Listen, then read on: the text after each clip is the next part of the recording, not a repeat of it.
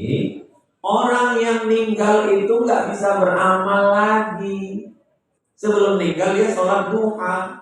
Setelah meninggal, kalau dia sholat duha kita lari. Maksudnya amal orang yang meninggal itu putus, tapi ada amal dia yang masih tetap ngalir. Dia bangun masjid, sultan bangun masjid. Tadi saya sholat di masjid, pahalanya nyampe ke sultan. Membangun masjid ini amal sultan kan? Kemudian ilmu yang ada ustaz ngajar. Setelah ngajar dia tinggal, ajarannya diamalkan muridnya sampai atau tak sampai? Itu amal dia. Yang ketiga anak itu amal kita atau tidak? Amal kita. Gak paham Pak Ustaz? Anakmu itu amalmu, karena kau beramal lah maka istrimu hamil. Paham? Itu maksudnya. Orang yang meninggal itu amalnya putus. Adapun bapak ibu yang masih hidup, amal bapak ibu gak putus. Jadi banyak orang gak paham. Kamu kenapa gak datang tahlilan? Sudah putus. Apanya? Putus. Gak tahu pokoknya putus. Kamu mesti dijelaskan. Yang putus itu amal orang meninggal. Adapun orang hidup, amalnya tetap ngalir pada orang yang meninggal. Mana contohnya? Sholat jenazah. Sholat jenazah itu orang hidup atau orang mati? Orang hidup. Dikirim untuk orang mati. Kalau gitu ngalir apa enggak? Ngalir. Jadi nanti kalau ada orang di hutan mengatakan sudah putus, berarti jenazahnya nggak usah disolatkan. Pas ditanya, kenapa nggak kau sholatkan? Udah putus, Beb. Paham? Hadisnya sahih, tapi banyak orang nggak sahih memahami hadis ini. Diajak tahlil, nggak mau. Kenapa nggak mau doakan? Putus. Apa yang putus? Dia tanya.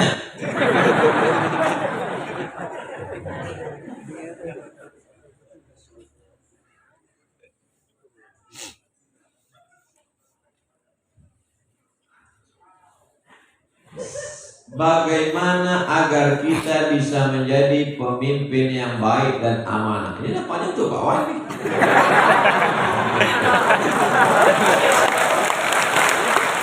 Karena jabatan dan kuasa adalah ujian. Banyak orang kalau meninggal katanya ujian, kalau sakit katanya ujian, kalau rugi katanya ujian, kalau jadi wali kota ujian.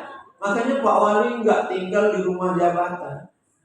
Saya nggak mau tinggal di sini Pak Ustaz. Terus saya turun tangan dulu.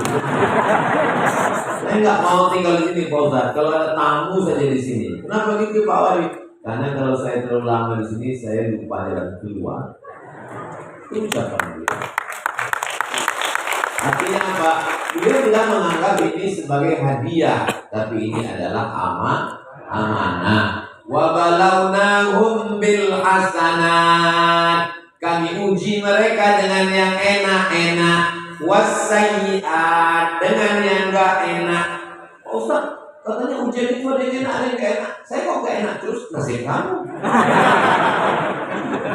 Makanya kita disuruh beriman kepada takdir baik, takdir buruk. Kalau ada orang yang kaya, punya rumah mewah, punya mobil, itu ujian atau nikmat? Ujian. Dia sanggup gak bersyukur pada Allah. Kalau ada orang kebetulan miskin, susah, melarat, belum lahir bapak meninggal, pas lahir emak meninggal, itu ujian. Disuruh supaya bersabar. Kalau dapat nikmat syukur, kalau dapat yang tidak enak bersabar. Adapun orang yang diberikan jabatan, pakailah jabatan itu untuk menolong agama Allah.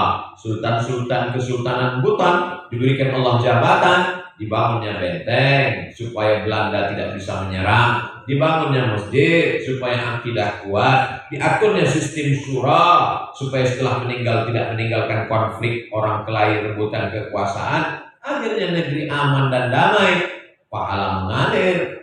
Buton baldatun thayyibatun wa rabbun ghafur. Anak-anak muda ini mudah-mudahan ada yang jadi gubernur, ada yang jadi presiden. Dengan jabatan itu kau akan menolong agama Allah. Allahu Akbar. Jikalau ada laki-laki yang gemulai tapi tidak merias wajahnya seperti perempuan, tidak menggunakan pakaian perempuan, dan tidak gay, apakah dia tetap mendapatkan dosa seperti bencong?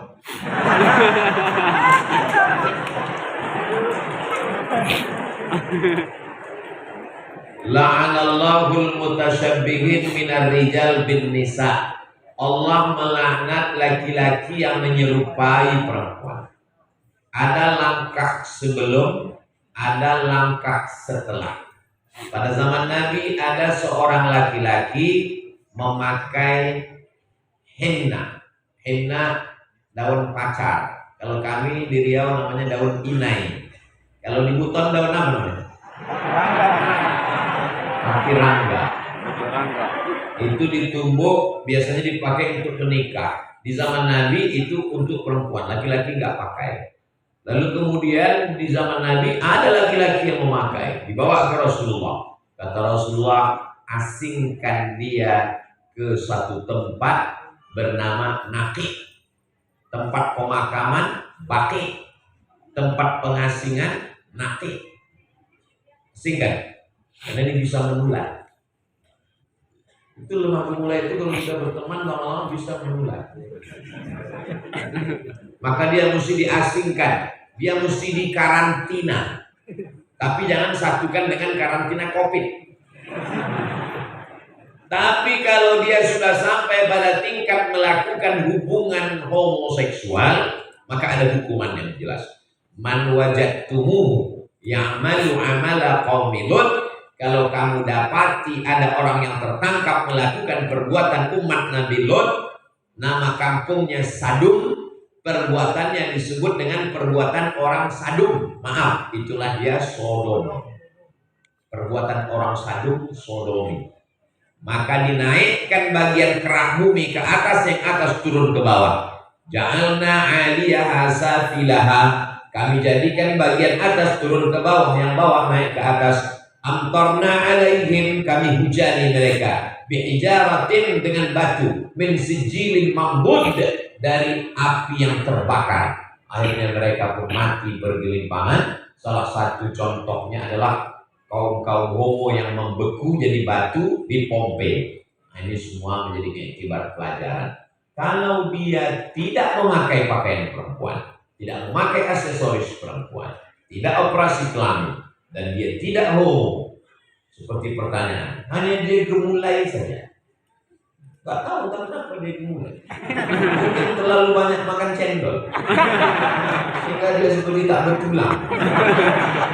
Dia tidak apa-apa, tidak ada hukum bagi dia, karena dia tidak melakukan dua. Pertama, tidak menyerupai perempuan, dan tidak melakukan hubungan seksual sejenis. Ini penting kita jaga. Makanya saya yakin dan percaya anak-anak muda di Pulau Buton tidak akan melakukan itu, karena masyarakat Buton ini masyarakat yang gagah dan perkasa. Seandainya orang Buton ini lemah gemulai, mana mungkin bisa bangun benteng terbesar di dunia? Angkat batu. Jadi kalau ada yang lemah gemulai yang agak ada tandanya, bawa ke sini, suruh dia memperbaiki benteng-benteng udah roboh. Insya Allah hilang bencong.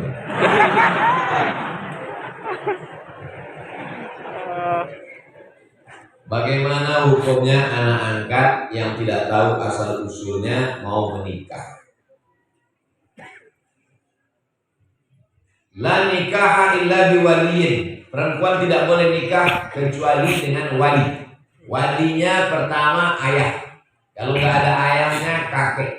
Kalau tidak ada kakeknya paman, adik ayah. Kalau tidak abang ayah. Kalau tidak adik ayah laki-laki. Kalau tidak ada juga berarti yang pertama ayah, yang kedua kakek, yang ketiga abang laki-laki, yang keempat adik laki-laki, yang kelima abang ayah laki-laki, yang keenam adik ayah laki-laki. Kalau tidak ada walinya, dia ditemukan Pak Imam pulang dari masjid, tiba-tiba depan rumah ada kardus, dikasih namanya binti kardus. Maka waktu nikah walinya adalah fasultan waliyun man la waliyalah. Maka yang menikahkannya adalah sultan. Sultan Kesultanan Buton. Sultanlah yang menikahkan. Lalu setelah Kesultanan Buton menggabungkan diri dengan Negara Kesatuan Republik Indonesia 1960, Sultan tidak lagi ada kuasa, maka yang berkuasa adalah presiden. Presiden mengangkat Menteri Agama, Menteri Agama mengangkat Kanwil Provinsi, Kanwil mengangkat Kemenak Kota, bau-bau Kemenak Kota mengangkat Pak Kua. Itulah makanya yang menikahkan itu adalah Pak Kua. Maka tidak ada di Indonesia ini Bu Kua. Karena Kua perempuan tidak bisa menikahkan. Paham? Ini orang mesti mengerti gimana ceritanya kok Pak Kua bisa menikahkan. Itu asal usulnya adalah panjang ceritanya. Mau diulang lagi, habis waktu, tinggal diulang aja di video channel Ustaz Abdul Somad Official. Anak angkat yang tidak tahu asal usulnya akan menikah, anaknya laki-laki, dan bagaimana cara mendoakannya Pak Ustaz? Kalau ada seorang anak laki-laki, dia tidak tahu ayahnya siapa, dia mau menikah, gak masalah, karena laki-laki tidak perlu wali. Lalu kemudian kalau ada seorang anak, ayahnya tidak tahu dia bagaimana mendoakannya? Maka dia berdoa kepada Allah tetap seperti kita yang ayahnya tahu namanya. Rabbil firli wali walidayya warhamhuma kama rabbayani shaghira. Karena dia tak tahu. Jadi kalau dia nanti mau kita doakan, siapa namanya? Nama dia Abdul Somad. Ayahnya kita tak tahu. Bin Abdillah, anak hamba Allah. Kita harus husnuzan bahwa ayahnya itu adalah hamba Allah. Dan di dunia ini, kecuali Nabi Adam dan Nabi Isa, setiap manusia pasti ada ayah dan ibunya. Mohon maaf, ada di Gerobokan yang nggak ada ayah nggak ada ibu. Cuma nggak tahu bahwa mereka ada. Apakah karena kita tidak tahu lalu mereka tidak ada? Kita tidak tahu, tapi mereka ada. Ada satu lagi Pak Ustaz yang nggak ada ayah nggak ada ibunya. Siapa? Mr. Bean. Mr. Bean fiksi, bukan nyata.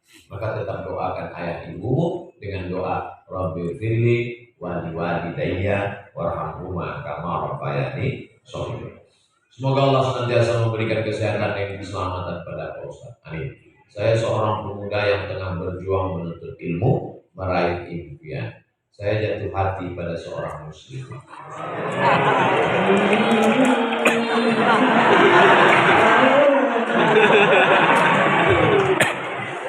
Dan sadar kami memahami perasaan satu sama lain.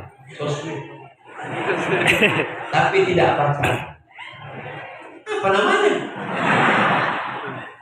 Kami tidak pacaran sebelum itu menjadi halal. Ustaz, saat ini telah memberikan isyarat untuk segera menghalalkannya. Namun saya rasa bahwa saya harus mempersiapkan segala terlebih dulu untuk memastikan kesejahteraan demi masa depan. Apa yang baiknya saya lakukan, Pak Ustaz? Kerja.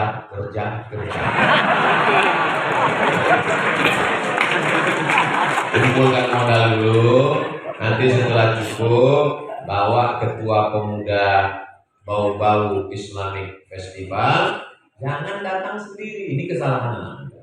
Banyak anak muda ini petantang tenteng, yakin datang ke acara mertua. Assalamualaikum, hai guys. Ini tidak diterima. Bawa Pak Wali, oke. Bawa Pak Imam, boleh. Bawa Ustaz, ya bawa saya. Nanti saya yang diterima.